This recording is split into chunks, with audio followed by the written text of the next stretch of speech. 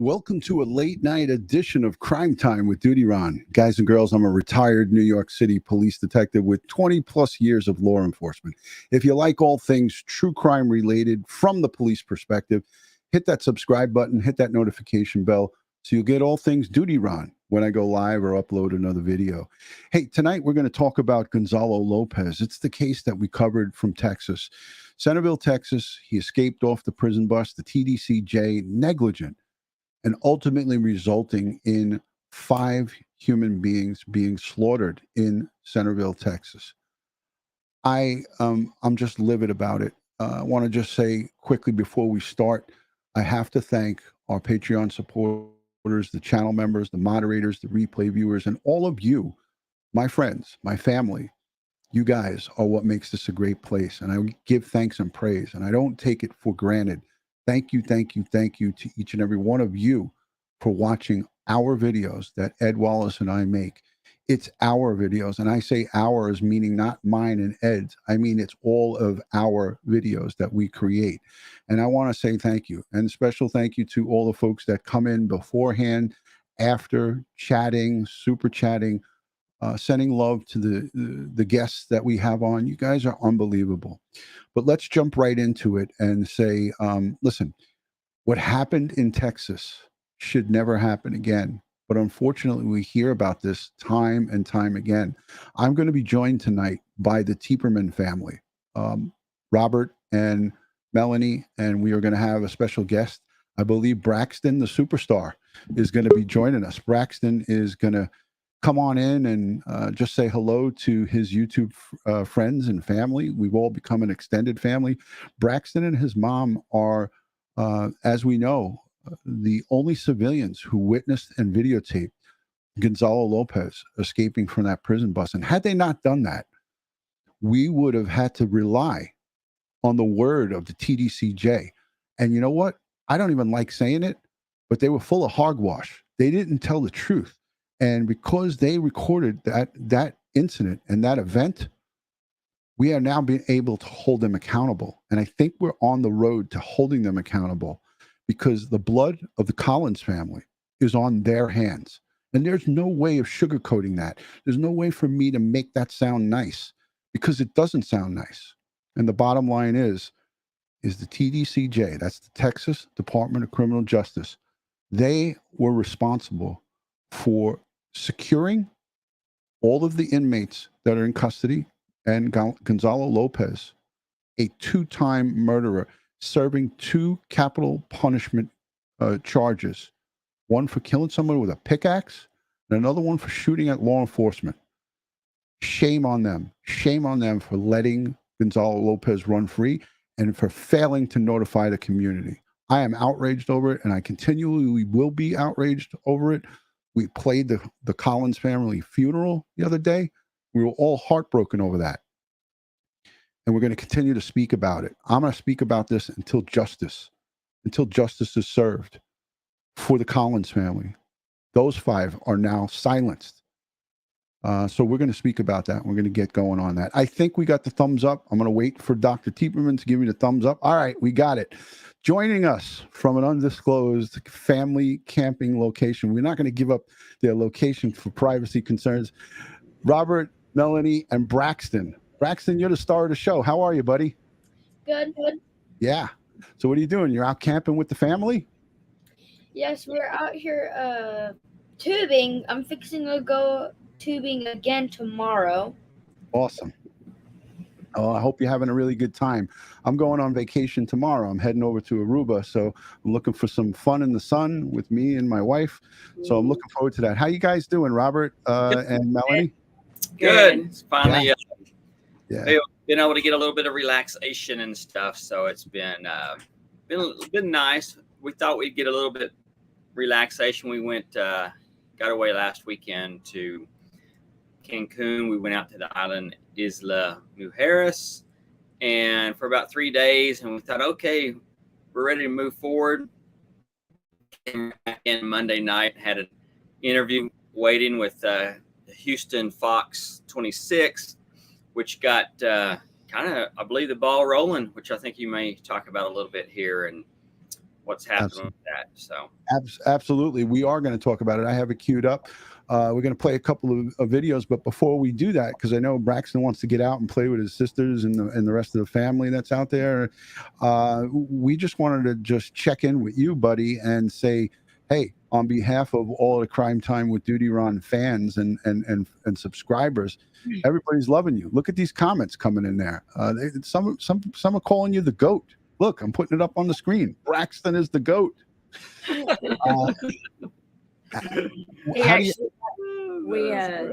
We had the Texas Ranger come to the house. I guess, when was it? Wednesday night. Yeah, they finally made the interview. Finally, and got a statement and the video from Braxton in his phone, and he got to show that Texas Ranger that was there his badge, his patch, his letter.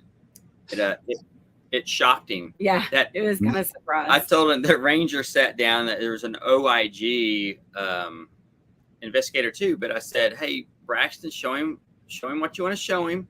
And Braxton showed him the letter or the patch, and I said, tell him where you got it from. And Braxton said, Mr. Vance, and that a Ranger kind of stopped, froze a little bit, like, how'd this happen?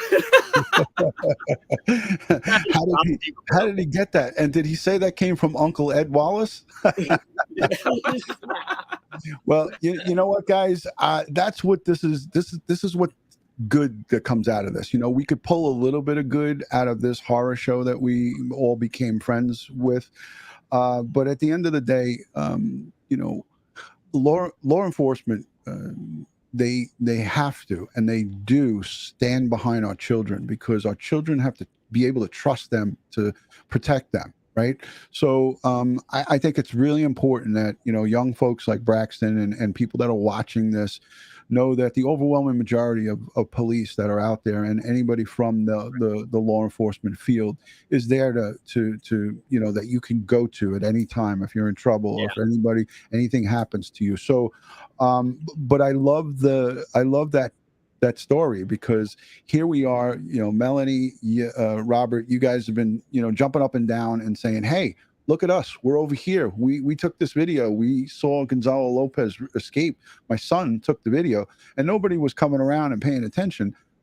We talked, we talked enough that Senator Whitmire got a hold of it, and then the Lieutenant Governor Daniel Patrick got a hold of it. And for those of you who don't know who a Lieutenant Governor is, that's the second in charge, right under the governor. So that's the second. If something happens to the governor, the Lieutenant Governor becomes the governor of the state. So that's that's right up there. So I'm sure it made it to Abbott's to his desk, and he knows about it. Now there's a lot of demands happening, and I think it's tremendous that, Braxton, you were a part of this with your mama. And had you not taken that video when she asked you to, or you didn't have your phone, or it just didn't work out where you couldn't have gotten that shot, we wouldn't have been able to hold the Texas Department of Criminal Justice accountable. So you're going to look back on this when you get older, and you're in your 20s and 30s, and you're going to be like, wow, Uncle Ed and Uncle DutyRon really told me really what I did, and you might not realize how important it is of what you did. But the Collins family and the folks of the great state of Texas, and all over the United States, they're going to be looking up to you for many years to come. So be proud of that, son. You did a great job. He'll realize it one day. Yeah, he will. Yeah.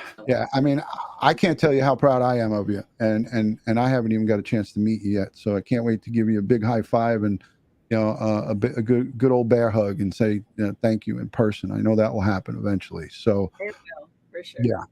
So look at some of these comments coming in. Braxton, you are brave, says Nancy. A lot of great comments coming in right there. Laverne says, what a brave young man. I concur. Bravo comes in. Braxton has memories for a lifetime, says Princess Michelle. You made a difference, Gayla Dennison, longtime supporter and friend. You made a difference, brave one. So a lot of kudos to you, kiddo. And that's great. I can't thank you enough. And you listened good.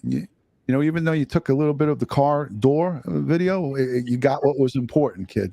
So A lot of bugs. Oh, that's awesome. a lot of bugs came in that window, and Mom kept shutting the window. So, yeah, Nikki Bella is saying job well done. A lot of blue hearts for Braxton. Aw, Listen. Yeah, that's really that's sweet. awesome.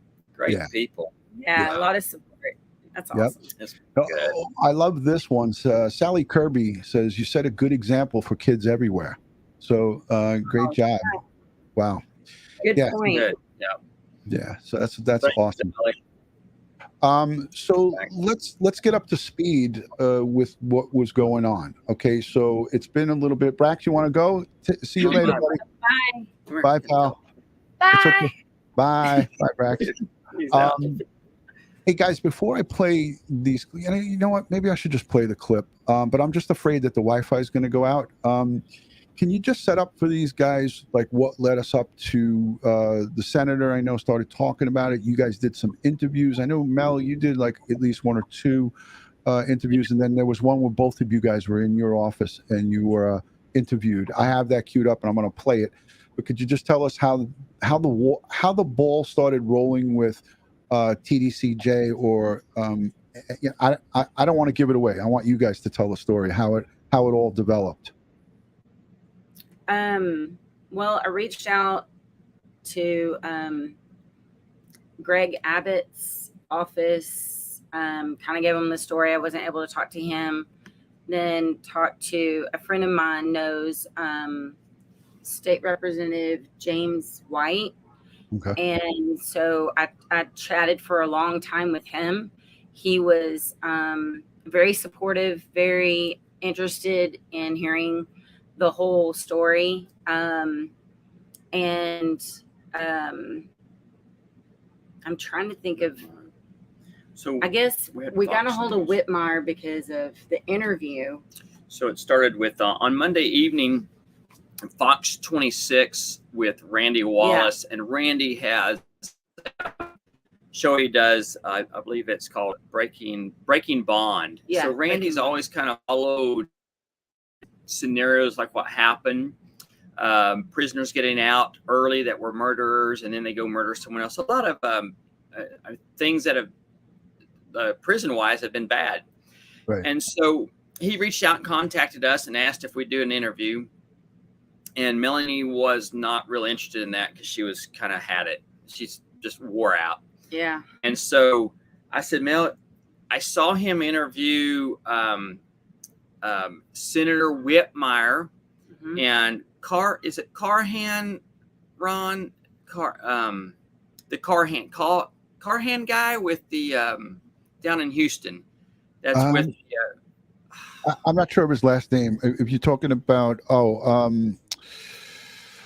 I know who you're referring to. So that was the Houston representative, right? Yeah, he's an advocate down there in Houston for Crime Stoppers, and he's Andy Kahn. Andy Kahn. So anyway, Randy Wallace interviewed both of them, and I said, God, if we could get Randy Wallace to interview us, and then see who we are or who Melanie is, and what they did and what they have to show, that could be a good end to Whitmire to really getting something done. And I think your audience needs to know that Senator Whitmire in Texas is the, I may say this wrong, but he is in the Oversight Committee chairman for the TDCJ in the state of Texas. So he's hard on them. He's always been hard on them. So anyway, short story, we got that Fox 26 interview, and Randy Wallace said, I'm going to hook you up with Whitmire. I'm going to tell him to call Melanie.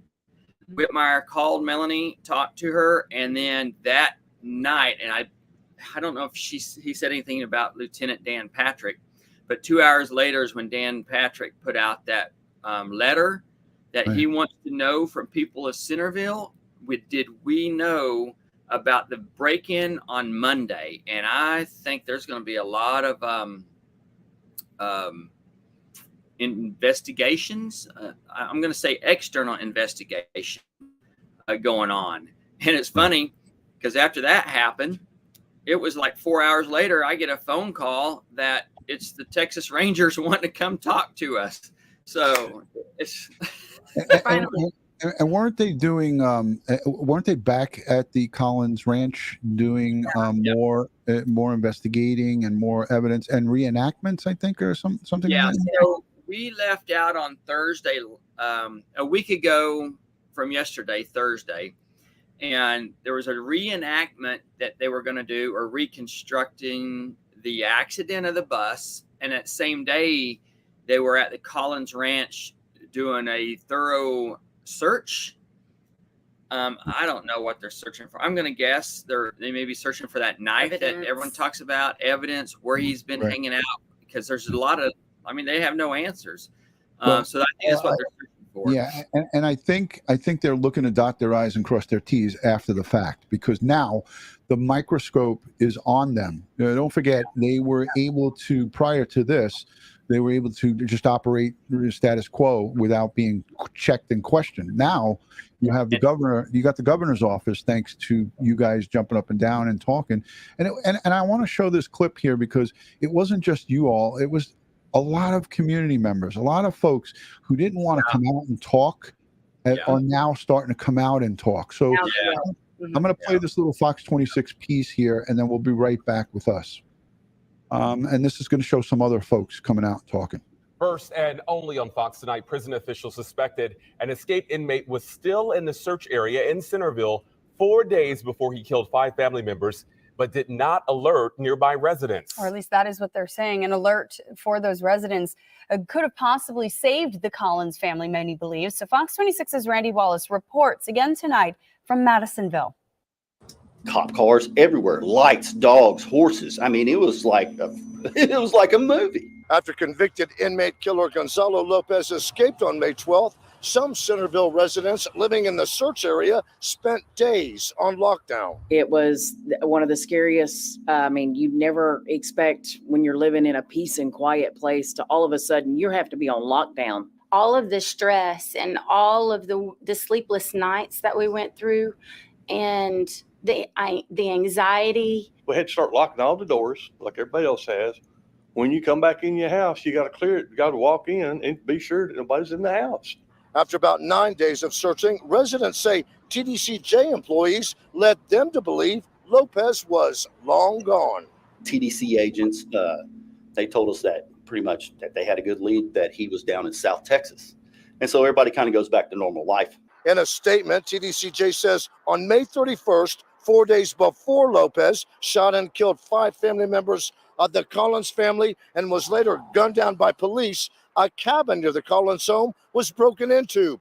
Instead of alerting residents in the search area, the state agency waited for evidence to be processed. That happened on June 2nd. The murders had already taken place. That's what we were getting at the beginning. We were getting alerts about him being in the area, hunker down, stay vigilant. But residents say they got no alert about the May 31st discovery that Lopez was possibly hiding out near the Collins property. Angry. You feel angry. You feel kind of betrayed by TDCJ somewhat, because it seems like they just hid. They hid everything that we could have known, as far as him probably being in the area. And we didn't get anything. They should have alerted every one of us residents in the search area, at least the ones in the search area. I mean, so that we could at least known to lock our doors back. They should have told everybody. Anytime they had a sighting, they should have told everybody.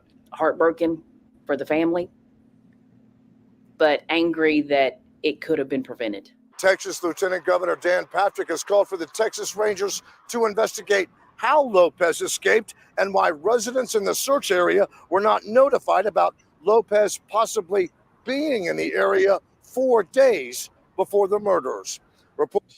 Unbelievable, man. That just blows my mind when I hear that and I see that. Again, I know this is bad memories for you guys, but it is part of what happened in your community. When you heard other folks come out, did you know any of those people that they interviewed, Rob or Mel? One of them was our neighbor. One's a neighbor. The others came from a Facebook group that I'd never met them before, but they were real close in the search area. And so that day was the first day when they were there for that interview that we had met them and stuff. So they were the same thing like us in the search zone. So it's the same story, you're hearing from everybody, and it just kind of lets you know that they did not, they didn't tell us anything. Stace on the case there had asked something about, was TDCJ, FBI, any of those involved, and with the search also. And the whole time we've always understood, and I think, Ron, you've been following it a lot also, is that TDCJ always stated that we're in charge here. We're number one. We're in charge. They said state police, rangers, local sheriff, and I think, I don't know. I think they said there's a couple of people from the FBI showed up, and TDCJ just constantly said, we're in charge. We're in charge. Right. So the night on this Monday night Monday when that house was broke into, nobody knows why they said, let's keep it quiet. Let's keep it quiet. And we've heard that, I don't know. We've heard that the local sheriff may went across the street to a friend of his that lived across the street and said, hey, y'all lock careful, because this break-in looks like it's him, but let's don't say anything till we get the DNA back. And I'm just surprised, Ron, that we all know they should have told everybody, or let us know, hey, we think he's here, everybody go back in a lockdown. But I'm surprised it took on something like that long for DNA. I don't know how long it takes for DNA to come back positive. Well, yeah, it has to go to a lab and it has to be processed. But, again, that is not, if you have, there's crime stats for Centerville, right? Local police are required to have crime statistics. So if you don't have a rash of break-ins in the prior 30-day period or the prior 2-week period, and now all of a sudden you have one and it's something that's kind of out of place, and then you have an inmate that 3 weeks ago escaped from a prison bus in that area, and you had a huge law enforcement presence in that area, then it's your job. It's the onus is on them to notify the public, and for them to hold back and say let's wait for DNA is ludicrous. It's ridiculous, crazy. Something that's been on my mind, and you may know this answer. With him being in prison and stuff in there, I know they're waiting on DNA, but I would think they would have been able to get a fingerprint somewhere and put it right in the system, and bam, within like 30 minutes, have a positive fingerprint ID maybe on that. Here in New York State, we have electronic fingerprints. It's done by computer. It's not on the cards anymore. So that's been in the system for about 2 decades. So you lay somebody's hand down, it takes a palm print, it takes each finger, and then we send it up to Albany, which is our capital here. Albany processes it, and we usually get it back in an hour. Yeah. So, again, we didn't need 100% confirmation, because what would it have taken to notify 200 people or whatever the population is in that general vicinity, and notify them, hey, it's just like that gentleman said, they were telling us to lock down, keep our doors locked. What would it have hurt them to, on Monday or Tuesday, even send a patrol car around and say, hey, folks, be on the lookout. We have this break-in up here by the Collins Ranch. We don't know who it is or who did it, but let's everybody be careful. And they failed to do that. And as a matter of fact, they doubled down and said that, well, we told everybody, if you see something, amiss and something's not right, call the police. Don't go back into we heard that buffoon, Hearst, at that last press conference when he said, all right, I'm done. This is it. This is it. He did say to everybody, if something doesn't seem right, call your local police and have them check. So I feel like they're gonna revert back to that and say, well, there was our disclaimer. Bullshit. Because at that point, nobody broke into someone's home. They were just saying, we're wrapping it up and we're heading down to a different location. The focus of this search, I remember his words, focus of this search is going to be somewhere else. We're not going to leave Leon County. We're going to leave 30 or 40 guys behind sitting in their cars sleeping. But we're not. Broadening Texas. Say again. Broadening that search out all through Texas. Right. That's what he said. The reporter asked him, where's the search going to be? And he said, the whole state of Texas. Yeah. So it's a bunch of hogwash in my eyes. I got a second piece. This one's with you guys. I believe it was in your at your office, Robert. So let's and we begin tonight at 9 with this Fox 26 exclusive. Hold on. DutyRon challenged. All right, here we go. Here we go, guys. I got it. A woman who witnessed and has video of last month's TDCJ inmate escape says she's yet to hear back from anyone with that state agency. And what's concerning her is that what she saw and what her 11-year-old filmed. All right, let me just put a disclaimer out here before my before the folks who pay attention catch on to this. So this was before the Texas Rangers came and visited Melanie Tieperman, obviously, and Robert at home. I just want to confirm that with you guys. So this report came out before that, right? I don't know why I can't unmute them. Texas Rangers. Okay, now you're unmuted. Go ahead. Say it again, Rob. What was that you just said? Because we were buffering at that. You said something. Okay, I just wanted everybody to know that this report was played and aired before Texas Rangers came to your house and interviewed you, correct? Correct. Yes, correct. Shortly after this? This was aired on Monday night, and the Texas Rangers came on Wednesday night. Wasn't it? Wednesday night. Yeah, Wednesday night. So two nights later. Okay. I just want to be clear and transparent with everybody that this was just a few days before. They probably had it either in the works or saw this report and said, oh, you know, we better go over there and put a little bit of a show on. And then I want to talk, if you feel comfortable with it, the vibe that you got from these investigators that came to your house, if you feel comfortable talking about it. So let's let this continue to roll.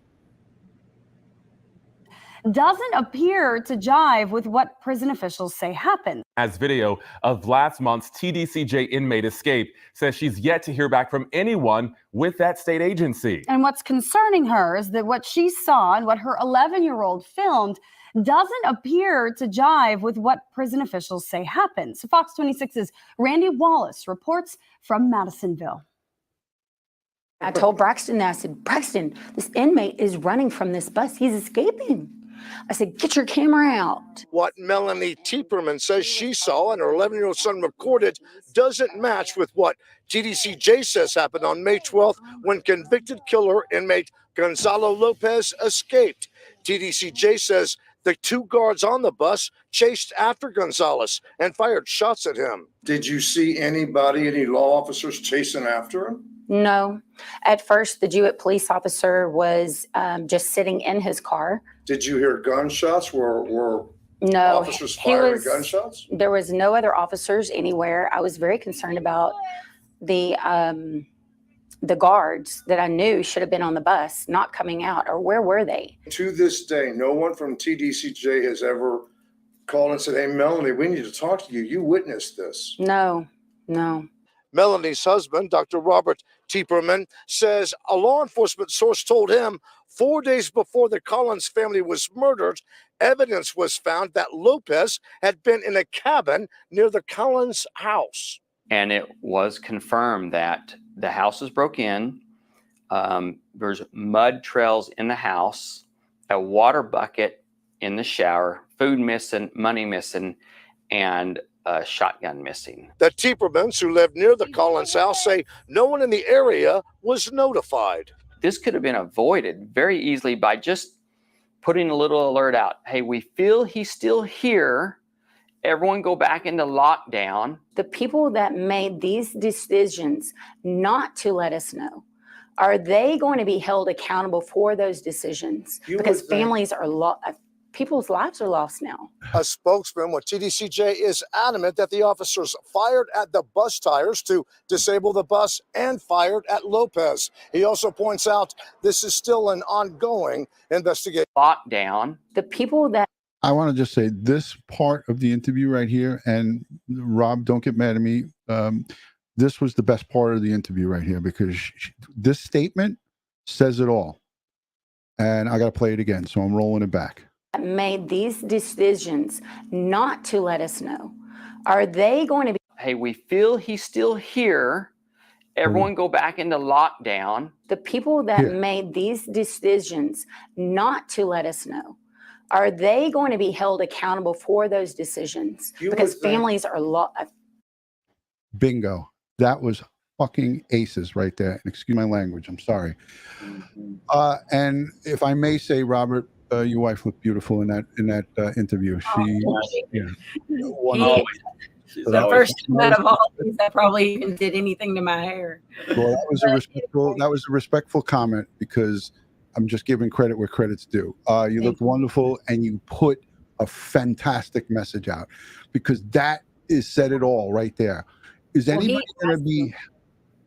He was like, "What is the point you want to get across through this interview?"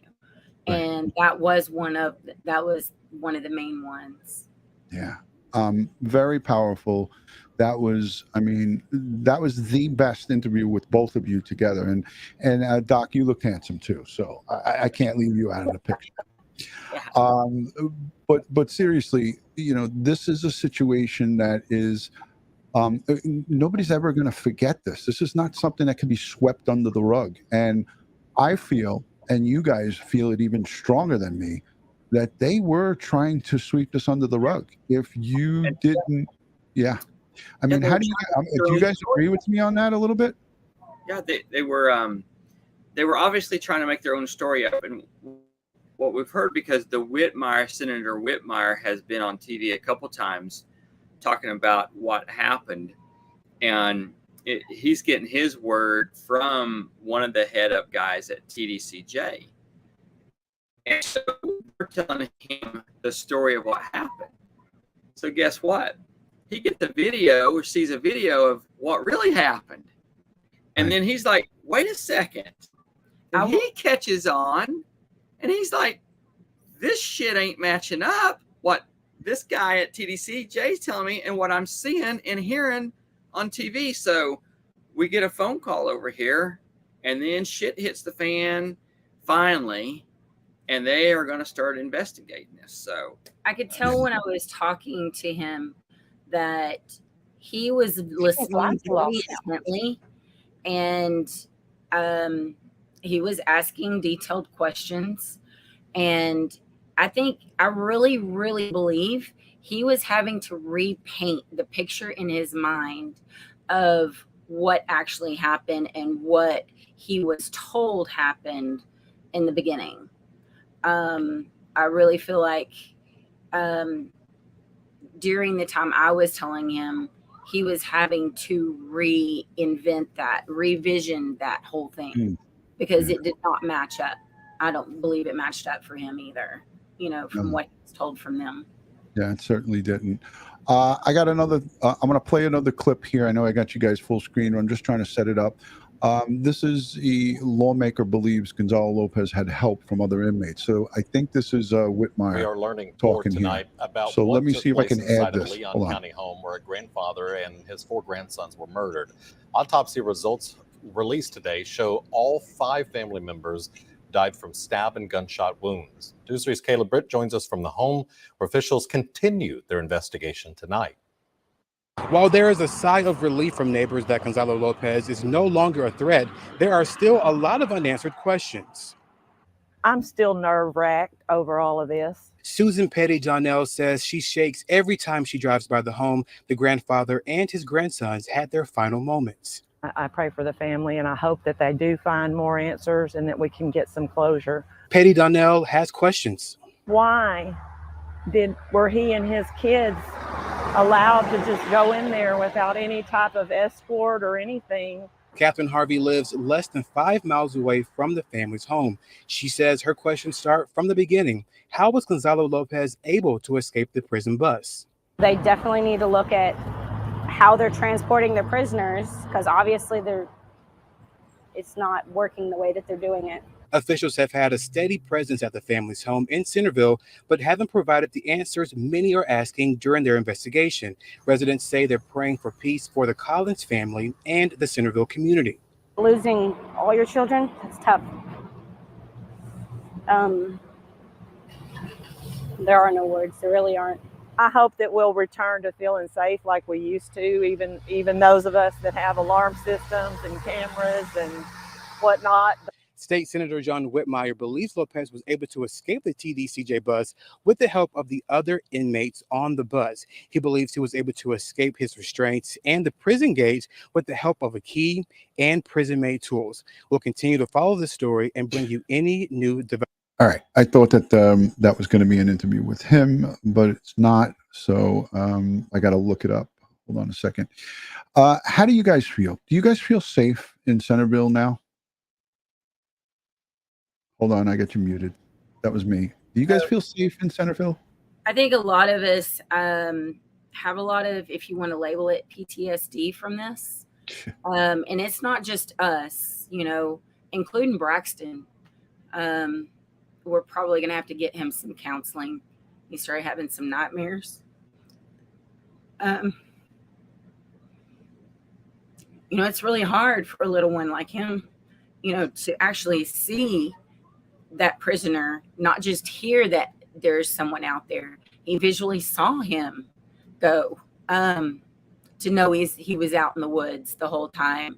And then to having people come and search in our house, to having to lock everything and know that he can't stay at home by himself or play by himself, you know, outside, to, you know, I mean, he's used to guns and being around that part of it, but never us being, you know, worried all the time and ready for whatever could happen, and having that that backup plan if he came into the house, you know, me telling him to have that safe word, to hide and not come out until he hears that safe word, all of those things. And then knowing 2 of those children were his age, you know, all of those things put together have really, really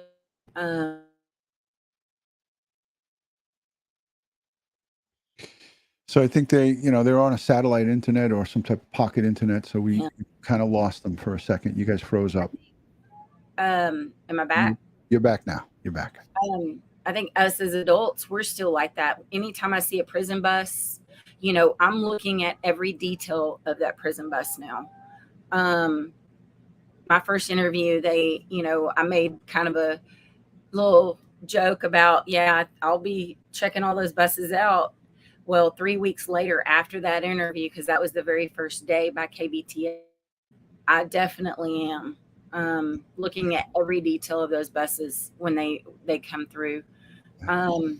Even just seeing the TDCJ trucks and any of their workers, and especially when there's a slew of them that come in, you know, and they don't let us know, you know, what's going on. Even today and right now, we know they're doing an investigation, but anytime, you know, we see a bunch of them, I can tell my anxiety raises, my blood pressure raises, my heart rate raises. So, and I know I'm not the only one. Those people that were in the clinic the other day, on that interview that you played a while ago, you know, every one of those people have said how they are still in high anxiety mode with all of this, because we're still seeing, even though he's dead and gone and out of here, we're still seeing all of the action, all of the investigation, all of this, you know, and we're so ready to get back to the life we had prior to this. But it's really hard because they're all still here. I still in the evenings, I don't, it's different. You lock the door. You check the doors 3 or 4 times before you go to bed. I check the doors before going to bed. I lay down in bed. I get back up and I go check the doors, and it's just an odd thing for me. I mean, I'm one of those guys that played sports all your life. Pretty strong-headed, very positive, very, very positive kind of guy. I feel strong. This has made me feel kind of weak, in a way. Weak. That I'm kind of scared, nervous. In 40 years, I've never went and checked the doors or locked the doors. And now I'll lock them, and then I'll lay down. I'll maybe sleep an hour, and I'll get back up and I'll go recheck and make sure they're locked. And it's it's like it's taken the reason we've lived in the country kind of away. I hope that one day it'll kind of get back to our normal life the way it was. Right. I would say this to you guys. You know, you're shell shocked. The 5 murders in your community within a very short distance of your home. You had a graduation party for your daughter in your backyard, right? There's so much to this, and seeing those white buses and the white vehicles and the personnel all over the place, it's not commonplace for you. No. I think with time, it will lessen, obviously, going forward. But a lot of people are going to be affected long term. PTSD, that you'll need counseling. I hope and pray that you guys won't need that, but I'm sure that many others in that community, elderly especially, are. So if you guys are petrified and you guys are ready, willing, and able, imagine some of the folks who are frail that are. I agree with you 100%. Yeah. And you're not supposed to. We're supposed to feel safe and secure in our home. A home that's our castle. That's our our safe place. Gonzalo Lopez and the TDCJ, they robbed that from you guys. Yeah, they failed. They definitely failed. But they had, this is my argument. A lot of people are saying, well, they need to put new procedures in place. And, even Whitmire made that comment that, where they're making some changes. Well, really, I think the change that needs to be made is, somebody needs to be double checking to make sure that they are following through. Yeah, they're following through with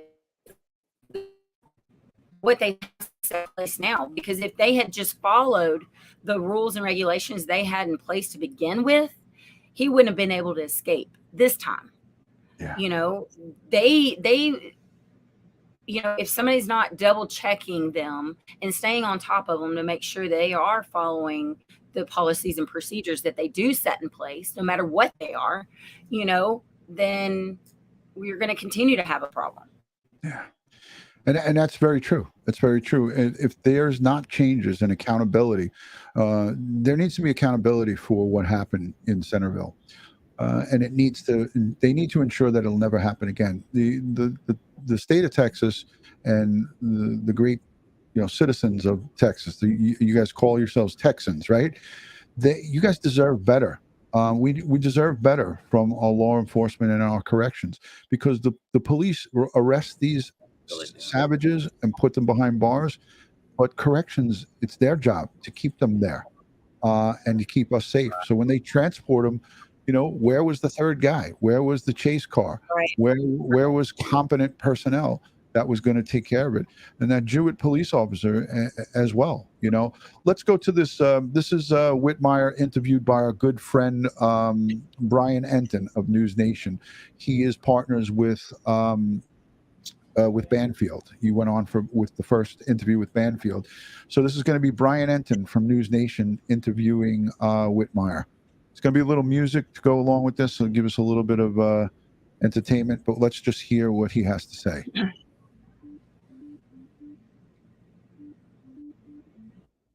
Do you think it could have been an inside job that a jailer could have helped Gonzalo Lopez? I think it's a high possibility. There is currently, he said, no criminal investigation of correction officers. But, boy, you're talking about multiple mistakes.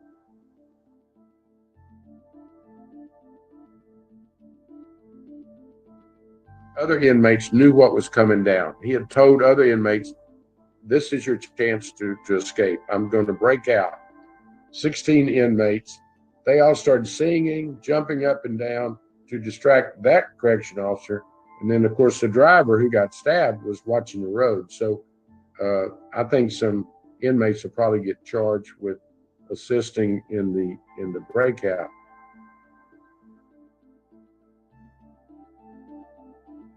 The guy had a key or replica. They haven't found it. They're speculating, the authorities, that another inmate got the key, which is scary, and it was just lost in the shuffle. But apparently, for some moments there, all hell was breaking loose on the bus, Lopez broke out of he was confined in a cage, which I learned this morning the layout. So he had some kind of tool to pry up the bottom of some mesh wire. Gets out and apparently starts scuffling with another inmate. The driver stops to help separate them, and that could be just a complete setup. And then that's when he stabs the guard.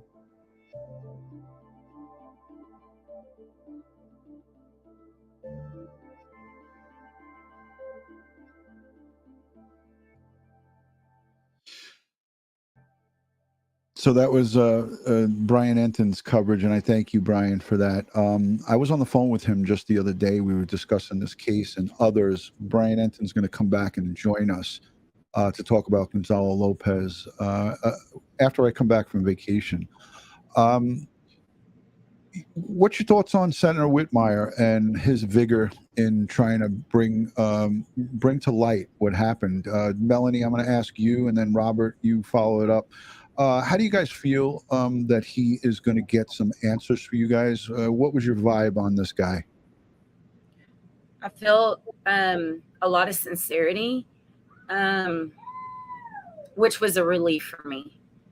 I don't really feel like I've gotten much of that through this from much of anybody, as far as the law enforcement or even representatives go. But I do feel like he was sincere in listening to me and getting all the details that I had. And I feel like he was sincere in trying to hold them accountable in some sort of way. I don't know. It was a relief to hear that and have feel like I have someone that finally someone is going to try to, help us get some justice for this family. Yeah, I got that vibe as well. Robert, how did you feel about, how do you feel about this guy? Same way. One thing I'm going to mention here that hasn't been brought up, and it makes me feel good. It makes me feel good about our country, because a lot of your viewers don't know this, but Whitmire is an elected Democrat, and Whitmire has gotten a hold of and is working with an elected Republican with Dan Patrick, and I think that's how this world should be. This is why we elect people, no matter if they're Democrat, Republican, or what it is. Mm-hmm. They should work together for the better of the people. Amen, brother. And I think we're seeing this with him, and I wish Fox, CNN, ABC, CBS could do a broadcast on, in Texas, we have a Democrat and a Republican that is working to get this crap fixed, and this is how this world should be. Yeah. And I think they're going to do this. I think they're going to follow through and work together and make sure it's done. Well said, Robert. And I was going to just bring that up, so you took the words out of my mouth. We, the people, elect our politicians, right? We elect our president, as we refer to him as the POTUS. We elect our senators, our state senators, and at the end of the day, they're working for us. And this is a prime example. This man, in every interview that I witnessed with him, he has vim and vigor and wants to get to the bottom of it. And I could feel his sincerity, and I don't even know anything about him. But what I like about him is that he is doing his job. Period. Yep. Yeah. Let's play this piece. This is going to show the inside of the corrections bus. I want to play this, and then we're going to wrap it up, because I know you guys are on a little bit of a mini holiday and vacation, and I got to get up at 4:30 in the morning to catch a flight. So let's play this piece. This is going to show the inside of a TDCJ bus. It's a little bit long, so I'll try to scroll through it. I don't know if you guys have seen this one, but we're going to play this because I think it's relevant here. About how a convicted murderer was able to escape his shackles, overpower 2 prison guards, and then escape into the East Texas woods. And while on the run, He killed a family of 5 in their Centerville home weeks later. Now it comes as Texas Department of Criminal Justice announced new safety measures for transporting inmates, including 3 officers on each transport bus, enhanced searches, and new video surveillance equipment. ABC 13 reporter Brooke Taylor has been following this story for weeks and spoke with a former guard today. Brooke? Eric, I've been trying to reach out to officials with the Texas Department of Criminal Justice who've been answering my questions but refused to do an on-camera interview or let me even see a similar transportation bus in person. They did send us pictures like the one behind me, and really, it's hard to believe that an inmate was able to bypass this much security that they claim was in place. This is a cage similar to the one that stood between inmate Gonzalo Lopez and his freedom. Investigators looking into how he managed to pull off such an elaborate plan. Lopez, who was being transported to a medical appointment, is a high-risk inmate, which is why he was behind a cage. Officials with the TDCJ say he cut through the bottom of the door in that caged area with some sort of sharp object. A former correctional officer for the TDCJ, choosing to stay anonymous, says that's not an easy task. Part of that cage is right behind the driver of that bus. And if he was cutting through that cage, you would think the driver would have heard it. But like I said, those buses are very loud. And then you have to think you.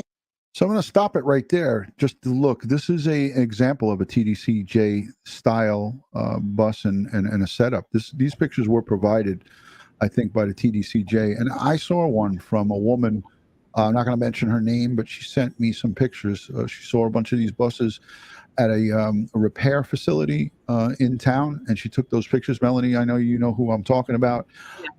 It was exactly this inside. And that was, she actually went up to the bus because it was open and stuck her camera in and took some of these pictures. And I almost think that these are those pictures, but we don't know. Did you guys ever see this report?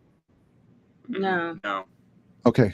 All right. So I'm going to let the rest of this roll, and then we're going to talk about this aspect of it, and we'll wrap it up. You got a bus load of convicted, very loud. And then you have to think you've got a bus load of convicted criminals in there too. And they're not just sitting there on their hands like at Sunday school. And that's not the only obstacle facing Lopez. Officials say he got through 2 strip searches and broke free from both hand and leg restraints with either the key or a makeshift key. On the handcuffs, there's a secondary locking device on there that is supposed to cover those handcuff holes where they can't be manipulated. A spokesperson with the TDCJ says Lopez slid through the hole he cut. Let me stop it right there. I do not know how it's humanly possible for him to cut out this section. This is what they talked about. Where my cursor is here on the left, or underneath here, this whole section is what Robert Hurst described to us in a press conference numerous times. Not once, numerous. He said he was able to cut the bottom out and get underneath and slide under. That's the story that was presented to us. That's the hogwash that was presented to us. There is no way in hell that a prison-made shank can cut through each one of these. I'm going to count them. 1, 2, 3, 4, 5, 6, 7, 8, 9, 10. 10, and then 10 at the bottom, and then 10 going up. How that was able to happen, unless he's Houdini, that's the only possible way that can happen. But this is a great interview because they interviewed a retired TDCJ correction officer. And this guy is telling the truth. He said a lot here, and this is interesting to hear. And that's why I asked the Tiepermans if they heard this. Part of my job is to detect things. So I did my homework on this, and this is a great interview. So kudos to this news crew and this team that got this interview. And I want to hear more from some of these retired or former TDCJ workers to hear some of the buffoonery that's going on behind the scenes. And it comes at the expense of us, the public, people, the great people of Centerville, great people of Texas, are all being put in danger because of understaffing. It's not our job to staff corrections. It's their job to do that. Our job is just to pay our taxes. Did you hear him say with that weapon? Hold on. I'm coming back to you, Mel. All right. Hold on. Challenged. All right, go ahead. Did you hear him say in the beginning of that video how it sounded like they were going to implement a new procedure of having 3 staff members on the bus? I've been TDCJ workers that was already in place. They should have already, that was their policy now, is to already have 3 on the bus. They just didn't that day because of short staffing. But, you know, that's what I'm saying. You know, you can try to act like you're going to change the policies and procedures and make it look like you're proactive in making a change here. But they, like I said, if they had been doing along what they already had set in place, you know, I also heard that he was not checked for the second time before getting on that bus. He was only searched once. And when that bus gets there to pick them up, they're supposed to be searched again, if not even x-rayed, you know, to make sure they're not hiding something. So, and I heard that wasn't done. So my point is, you know, just do what you put in place, you know? Yeah. No, I agree. Melanie, here in New York, and I work with the corrections department quite a bit because I used to pick up prisoners all the time from different facilities. When they search, when I see the big Bluebird buses come and take prisoners out of Rikers Island. Rikers Island's a very famous jail, largest jail system in the United States, or one of the largest. Right here in Queens, close to my home, they check them inside. They do the checks inside, and it's in depending on the level of the inmate. And this guy had high, you know, it was a high level risk because he escaped in the past. And we don't even want to talk about that here because that's a whole nother live stream. He escaped and was on the run for 9 days. So you would think that because of his past, and not only his past criminal activity, but his escape, that he would be searched thoroughly, strip searched, you know, the whole 9. Then the transport people, they're supposed to search again and check them and double check them, but nobody did. Not having that third guy was key, and that still wouldn't have ensured that he would have gotten away with this, but it would have given him a fighting chance. The driver, we don't even know if the account that they're giving us is true. I can't even believe them. Right. We can't believe them, Melanie, because you know for a fact that nobody shot at Gonzalo Lopez as he ran across that pasture or whatever, that field. You would have heard it. You know what gunshots are. You sound like, you know what gunfire sounds like. You're not some amateur that doesn't know anything about guns. So if even if I wasn't involved in this, if you go back and look at each briefing from day 1 to day 9, how many changes of their story they gave between those amount of days.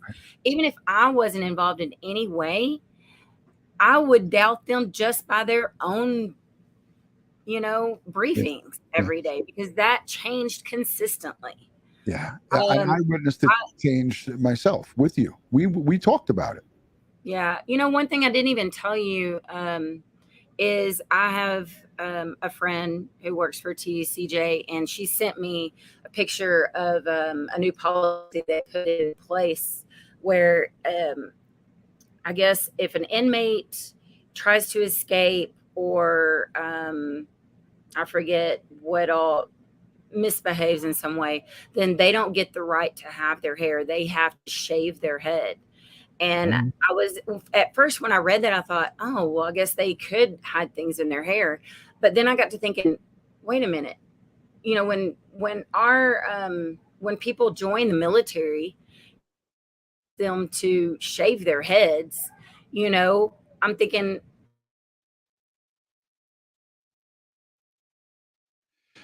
we lost her for a second. This is technology. if that's an issue of them hiding things in their hair and stuff like that. You know, I mean, you make our guys who voluntarily join the military shave their head, you know, make these guys keep their head shaved, you know, whatever it takes. Whatever it takes. But we had direct failure over and over again. And Fuzzy Doxy sent in a super chat, and she asked, Does anybody know why he was going to the doctor? I haven't heard anything official about what it was. Did you hear anything on the ground, guys? His eyes. The only thing we heard was an eye appointment, an eye doctor, and we had heard of maybe as much as a retina problem or something. So that's all we've heard about that doctor. But we've heard anywhere from 14 to 16 visits in a Yes, I heard that 6-month period or something like that. Yeah, Same. I heard 16 visits. That's what I heard. Yeah, it was a lot. We knew it was a lot.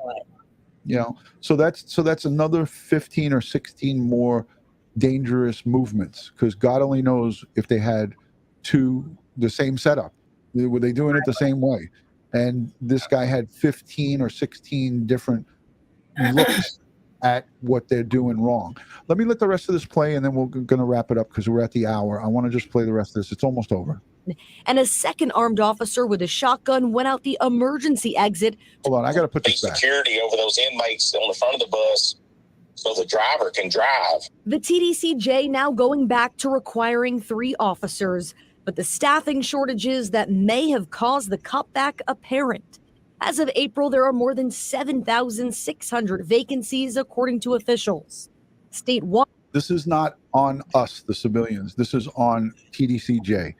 This is their deficiency, and they need to do something, whether it means upping the pay or, getting more applicants and being more aggressive with recruiting.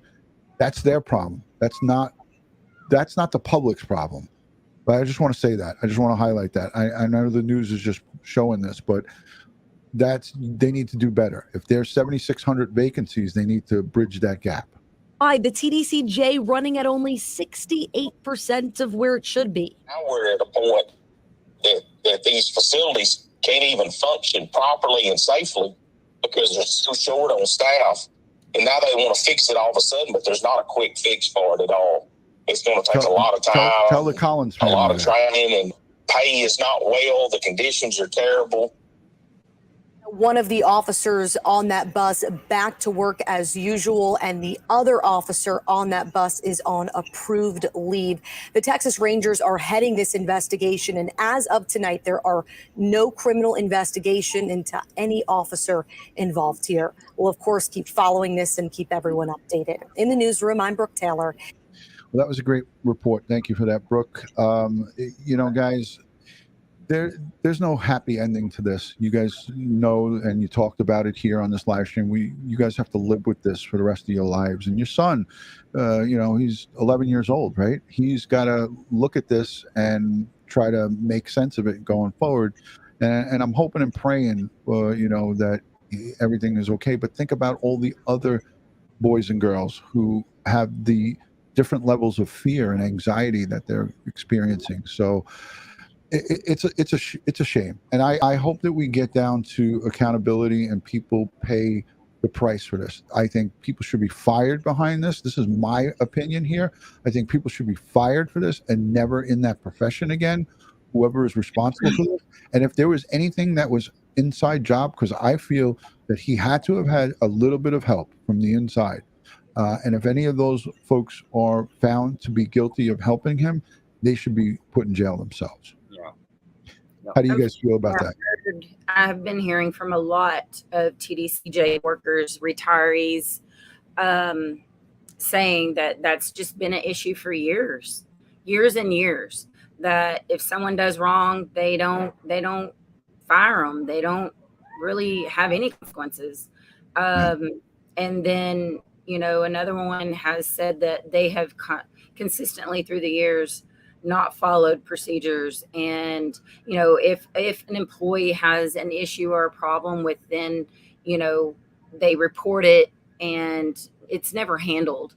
And so they just soon quit and not work there because, nothing is ever handled properly. Yeah. So it's definitely a messed up system within there that somebody needs to go in and do a big overhaul or something. And I agree with you, Melanie, because how many incidents have we had that we don't even know about, where there was a temporary escape or a miscount of somebody or something, where the public was in danger, and then they're not clear and transparent with anything, as we know here now. But this was an accident waiting to happen, and the Collins family paid the ultimate sacrifice. Yeah.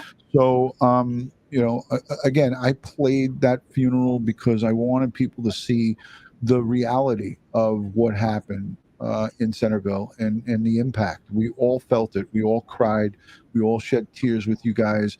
Watching it live last Saturday. Tomorrow will be a week from that service. I replayed it on my channel just a couple of days ago, and I thought it had a high impact, and everybody could see the real loss, the deep loss that family suffered. And I sent a message to the son, and he didn't answer me, but I sent him a heartfelt, sincere message, and I told him that, you know, my heart and my family and my complete community here breaks for them. So that was you know, really I know he does. Yeah. And I I just, right now, and they can't really. of course. Yeah. They can't yet. All right, guys. So I want to continue to follow up on this. And do you guys have anything else that you want to add for the audience? Still have almost 500 people here watching. Well, we appreciate everybody's support. Really, it's been stressful. We have great days, and some days it's like each day is getting a little bit better and better. We're just, I think we love everyone's support. We love everyone's comments. You know, we feel like we have a family here with everybody. We get a few negative comments on we're trying to stay off the social media things. We've had stupid comments. People have, real stupid comments. Like there's been people say, why didn't she jump out and chase the prisoner herself? You know, why didn't she get out and wave her hands to the officer to get his attention? And, you know, people that don't, I don't know, just don't wait. You know, it's funny, Robert, the folks who Monday morning quarterback stuff, she did have a 40 cal Glock on her, right? But she had the most precious cargo in that car, your son. Yeah. You know, so that was her first mama bear instinct, is to protect my son from, was it one prison inmate or was there 10 of them out there? Yeah. She didn't know. She had no idea. You know, I think more than anything from listening to the negative stuff is what I take away from it is to have that awareness myself whenever I'm watching something or viewing someone else's situation, to not be quick to judge. You know, nobody knows. And to, you know, have a little more compassion toward.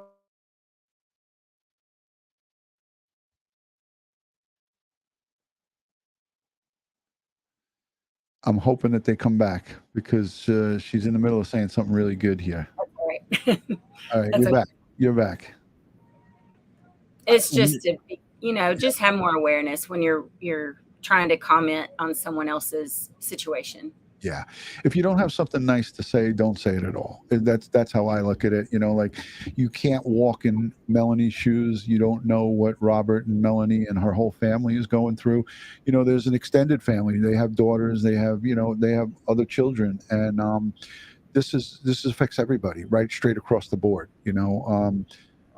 Again, I want to just go to the chat because I want to say I have the best community on YouTube. You guys are so supportive. Yeah, I mean, Tennessee Girl, Fuzzy Doxy, Stace on the Case, Antonio, who's a retired New York City police officer, always supporting, a channel member. These guys, a lot of these folks are channel members with this font next to their name. This Fuzzy Doxy's got that little thing there.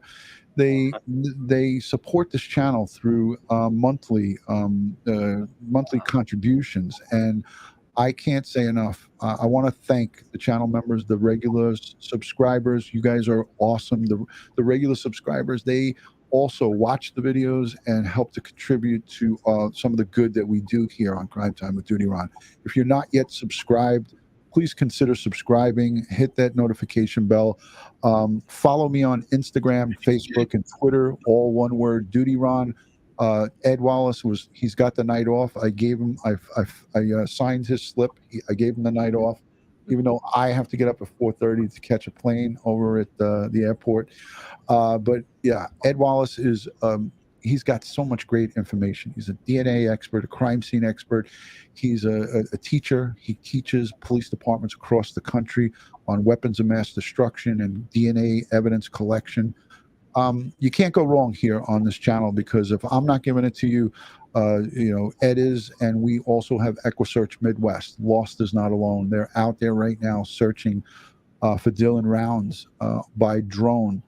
They're doing drone searches over the last several days, and they're covering hundreds of miles on in the air, taking images, looking for that 19-year-old boy that went missing on Memorial Day. So guys, get around this community, subscribe.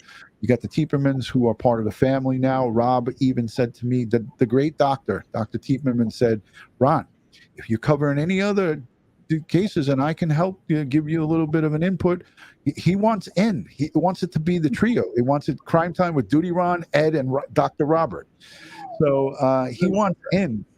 So yeah, I'm definitely going to include you in on stuff, but we're going to follow this closely. This is not over. We're going to see this through. We're going to make sure that whoever's responsible, hopefully gets that reprimand and things happen. I want to see some heads turn. All right, guys. All right. I'm going to say good night to you. Thank you for joining, and I will see you when I get back from vacay. Thanks, everyone. Yeah. Thank you. Have a great Bye. trip. Bye, guys. Love yous. Bye. Love you too. Bye-bye. All right. Bye. All right, there they are, the Tiepermans. They're jumping back out of their camper. They're going to probably go by a fire and roast some marshmallows and do some good stuff. Good old American family stuff. I love them. They are... I can't say enough good about them, man. They are awesome. Oh, yeah. I want to say happy Father's Day to Robert. Thank you. Somebody in the chat just reminded me it's Father's Day on Sunday. So happy Father's Day to all the great dads out there. Rob is one of them. A fantastic family. So much love to everybody. I am off to the island of Aruba. So we'll see you guys in a little bit. So happy Father's Day to all the Tieperman family that's hanging out. I know Rob left without me saying happy Father's Day. I see him right there. If he gives me the thumbs up, I'll add him back. Happy Father's Day, brother. Happy Father's Day on Sunday. Thank you, Ron, and everyone else out there. We appreciate it very much. Cheers. All right. Cheers. Take care of. I'll talk to you soon. What a nice camper they got there, right? We got a little look at the inside. So they're out there doing some family stuff. All right, guys, much love and respect. Thank you to the replay viewers. Thank you to the moderators. Thank you to everyone who has hung out. Pete Pranzo, thank you for that. Ruchella and Pete. Kayla, thank you for the safe trip and nice. Thank you for that Father's Day wishes. Eddie T, great to see you. Stace on the case. You got some of your comments highlighted. Just got home from work, says Amanda. Sorry I missed it. I'll watch the replay. Thank you. I love you guys all. I'm just going to try to highlight some of the comments. Thank you, Dawn Marie, for being a great moderator. Jen Lowe, one of my best. You guys are the 1-2 punch. I appreciate you. Rose, Fuzzy Doxy, B. Abernethy, thank you. LA Vibes, always great to see you. Moonlight View, Meep, and Have Courage. Kimberly, thank you. Rose, always love and respect. I hope you're feeling better. Thank you for the rewatch. Hey guys, if you can, just take a moment to give it a thumbs up now before you forget. Kimberly Myers, always great to see you. Phil, thank you for the well wishes. I just saw your email. Joey Brooklyn is probably driving somewhere, doing something. You never know what Joey Brooklyn's doing, but here he is. Everybody go subscribe to his channel and check it out. Better not go live out there, says Josh, our producer. Thank you to Josh for everything that he does for Crime Time with DutyRon. Make sure you definitely subscribe, because Josh is the one who's responsible for putting together a lot of things, a lot of the graphics, all of the thumbnails. Josh is a great help to Crime Time with DutyRon. All right, man, I'm going to wrap it up, and I'm going to get ready. I got to get ready to go. So I will see you guys next week when we come back. Maybe I'll try to sneak in a live. Maybe I won't. You never know. leave me a message down below for the Tieperman family, and I will see you on the next one. Guys, thank you for joining. Good night from New York City, as I like to end all of these live streams. Hold on, I got to get rid of that comment. Hi, DutyRon from Tampa, Florida. After all, thank you for joining. God bless the world. God bless the United States of America, and God bless each and every one of us here in the chat, but especially all victims of crime and their families.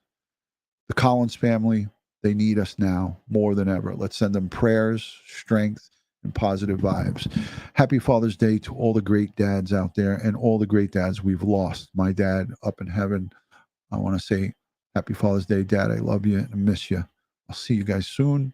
Thank you for joining, and good night from New York. Peace.